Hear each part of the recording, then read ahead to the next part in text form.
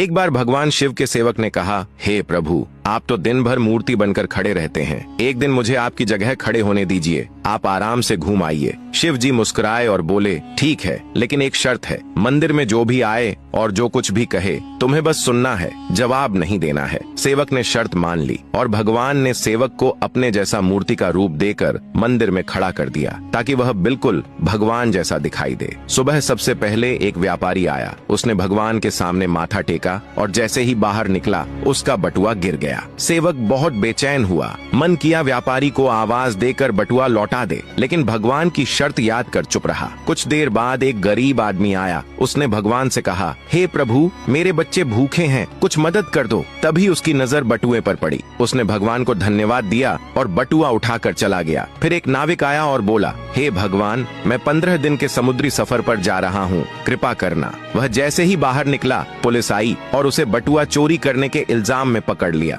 यह देखकर सेवक खुद को रोक न पाया और चिल्ला पड़ा, यह गलत है, बटुआ तो उस गरीब ने उठाया था, इसे छोड़ो और उस गरीब को पकड़ो। रात को भगवान लौटे तो सेवक ने गर्व से पूरा किस्सा सुनाया, लेकिन भगवान गंभीर हो गए और बोले, तुमने मेरी योजना में दखल दे दिया। वह व्यापारी बेईमान था, उसका बटुआ गिरना उसके कर्मों का फल था। गरीब को बटुआ इसलिए मिला ताकि वह अपने बच्चों का पेट भर सके। और जहाँ तक नाविक की बात है तो उसका जहाज तूफान में डूबने वाला था। पुलिस द्वारा पकड़ जाने से उसकी जान बच जाती, लेकिन तुम्हारे बोलने से अब गरीब जेल चला गया और सब गड़बड़ हो गया। फिर भगवान बोले, सेवक, याद रखो, जो कुछ भी होता है उसमें मेरी योजना होती है। तुम्हारी नजर सिर्फ उस पल की सच्चाई देखती है, लेकिन मैं संपूर्ण समय और कर्मों को देखता हूँ। इसलिए जब भी तुम्हें कुछ गलत लगे तो समझ लेना कि मैं तुम्हारे भले के लिए ही कर रहा हूँ। हर हाल में मुझ पर भरोसा रखो। निष्कर्ष, कभी कभी हमें जो चीज गलत लगती है वही असल में हमारे अच्छे के लिए होती है। भगवान की योजना हमेशा हमारी सोच से बड़ी